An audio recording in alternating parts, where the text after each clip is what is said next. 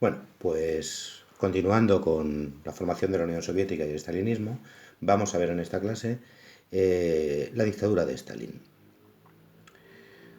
Recordemos, Stalin ha llegado al poder después de haber sido secretario general del Partido Comunista, uno de los grandes ayudantes, efectivamente, de Lenin, pero Lenin desconfiaba bastante de él. Cuando Lenin muere, deja en el testamento, ese que no salió a la luz, que hay que quitar a Stalin en medio, pero Stalin es el que se hace con el poder y va a eliminar a todos sus enemigos, a mucha gente que había hecho la revolución junto con él, que eran sus compañeros, pues nada, los elimina. Especialmente, como vimos en la anterior clase, a Trotsky.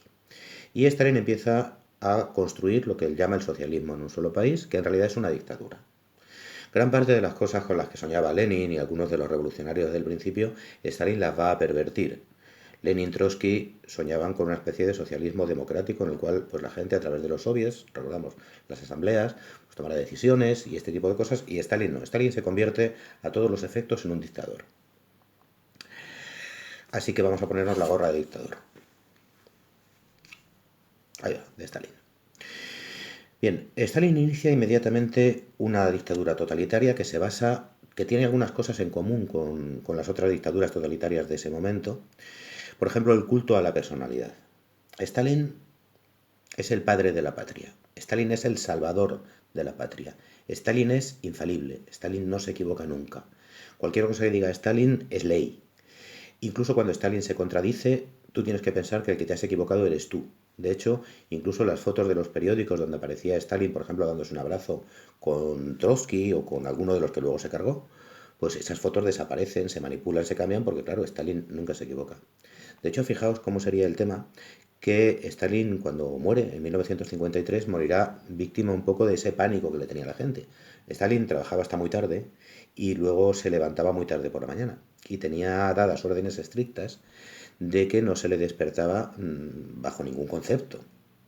Entonces en un momento dado parece que le dio un infarto y los guardias que estaban vigilando en su puerta, fuera del dormitorio, oyeron el golpe y oyeron algo raro, debía estar el hombre como agonizando, pero claro, Stalin había dicho que no se entraba en el dormitorio de Stalin, así que los guardias no se atrevieron a entrar. Y cuando ya, muy entrada la mañana siguiente, entraron para llevarle el desayuno, estaba muerto. Posiblemente si hubieran entrado antes, quizá habría sobrevivido a ese infarto, pero fijaos hasta qué punto llegaba la paranoia, el miedo al control de Stalin. Y sin embargo, Stalin aparece siempre, fijaos, en la página 170, propaganda rodeado de niños que le entregan flores y todas estas cosas. Para muchos soviéticos, perdón, para muchos rusos hoy en día, todavía Stalin sigue siendo un referente porque lo consideran pues el hombre que convirtió, y en eso tienen parte de razón, a la antigua Unión Soviética y Rusia en una gran potencia mundial cuya importancia pues la Rusia actual pues habría perdido, ¿no? Bien, junto con el culto a la personalidad, este Stalin infalible que está en todas partes, tenemos el refuerzo del poder del Partido Comunista que controlaba él. Los soviets ya dejan de tener ninguna importancia. Ya no hay estas asambleas libres donde podía participar todo el mundo. Ahora quien tiene los resortes de poder es el partido. Tú te inscribes en el partido y poco a poco vas subiendo dentro de él, apoyándote también en gente que te valora o que te va promocionando. Y cuando llegas allí, pues es cuando ya estás en una especie de lista que se llama la nomenclatura y es de donde vas a obtener un puesto, donde vas a obtener una serie de privilegios y donde vas a destacar, digamos, por encima de los demás. Tercera característica del estalinismo, el terror.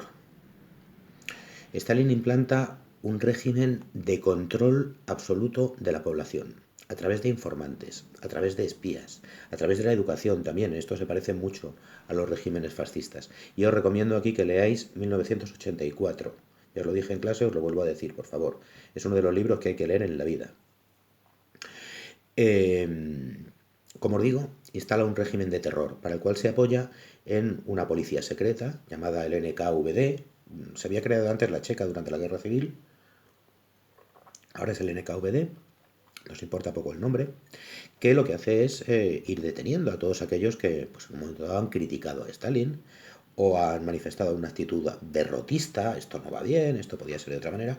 Cualquier crítica, incluso de pensamiento, o cualquier sospecha del paranoico Stalin, hace que acabes con tus huesos en una sala de tortura y normalmente luego en el Gulag.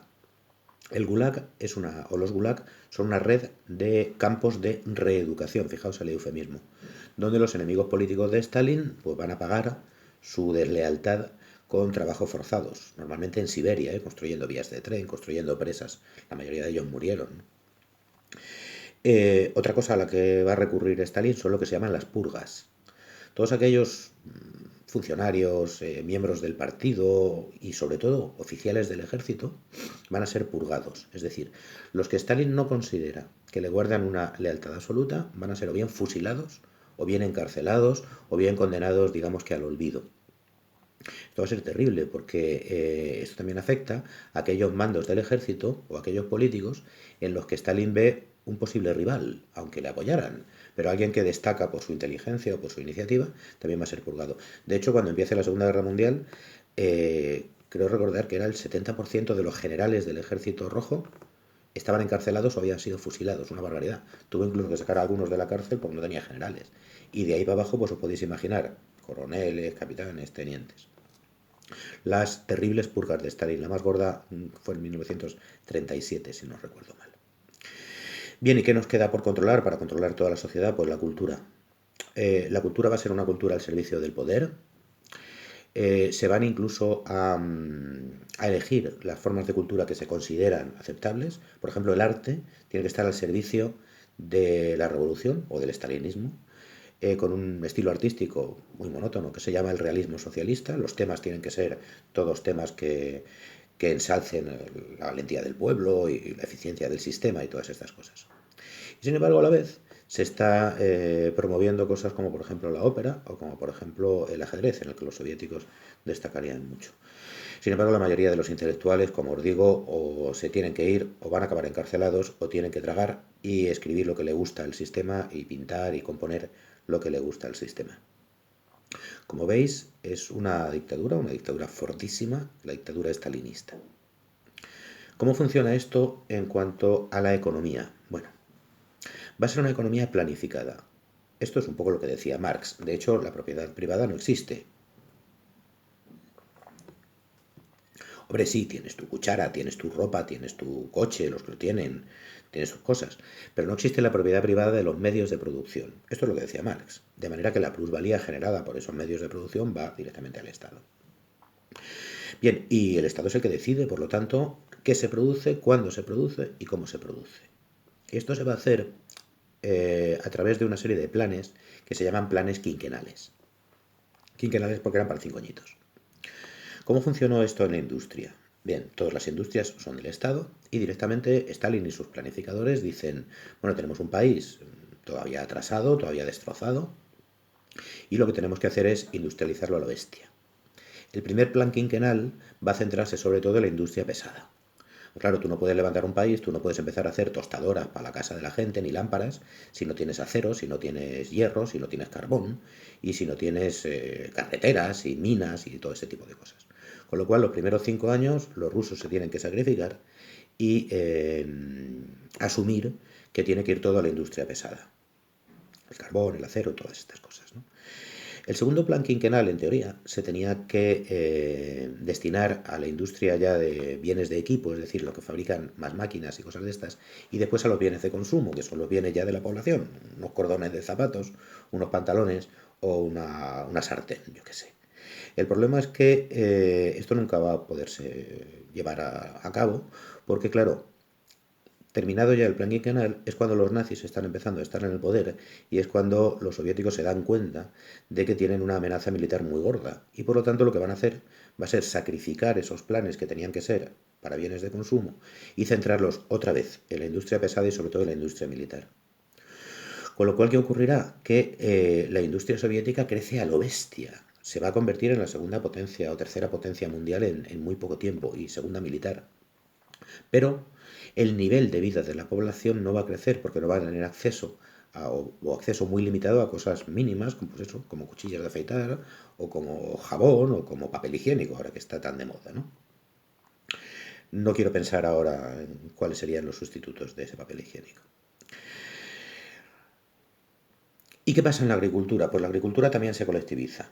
En la agricultura los antiguos grandes propietarios, los kulaks, que habían prosperado otra vez durante la NEP, se van a oponer bastante a la colectivización, pero no va a importar. La agricultura en la Unión Soviética va a funcionar de dos maneras distintas. Va a haber dos tipos de granjas, el kolhoz y el sovhoz. Kolhoz viene de, bueno, hoz, como todo el mundo sabe, en ruso es granja. Kolhoz sería granja colectiva. Esto es un terreno donde los que viven allí en el kolhoz son los propietarios entre todos del terreno, aunque en definitiva el terreno es del Estado. Ellos pueden cultivar lo que quieran y pueden vendérselo al Estado. Eso sí, los precios los pone el Estado y no son muy altos. Y con lo que ellos ganen, pues lo pueden repartir entre ellos, pueden comprar más máquinas o pueden hacer lo que les dé la gana. Es un kolhoz, una granja colectiva. Y la otra sería el sovhoz. Sov de soviético y hoz de granja, granjas soviéticas. Estas son las típicas del estalinismo. Estos son enormes explotaciones agrícolas que son del Estado. Y los que trabajan allí, y viven allí además, son funcionarios. Es decir, van a cobrar lo mismo, sea la cosecha mejor o sea la cosecha peor. Porque lo que ellos cultivan es para el Estado. Y el Estado manda allí la maquinaria, manda las semillas, manda a los ingenieros agrícolas, lo manda todo absolutamente, construye los almacenes y tú estás allí de empleado. Claro, el kolhoz y el sovhoz, cada uno tiene sus ventajas y sus desventajas. El kolhoz, si tú trabajas más o mejor, tendrás una mejor cosecha y ganarás más. Pero si te viene una sequía o una inundación, ganarás menos. El sovhoz, trabajes lo que trabajes y saques lo que saques de la tierra, vas a cobrar lo mismo. El problema es que en el sovhoz la gente no tiene incentivo de ningún tipo y normalmente el trabajo se rebaja bastante. No obstante, fijaos, con esta colectivización de la agricultura y con esta estatalización de la industria y los planes quinquenales, la Unión Soviética va a convertirse, como os he dicho antes, en una de las grandes potencias mundiales y de hecho será su industria, sobre todo la industria militar, la que consiga derrotar a los nazis en la Segunda Guerra Mundial, como veremos en el próximo tema. Bien, pues esto es todo de momento con respecto al estalinismo. Echarle un vistazo al libro y en breve os pondré una serie de tests sobre estos temas. Venga, aguantamos y salud para todos. Hasta luego.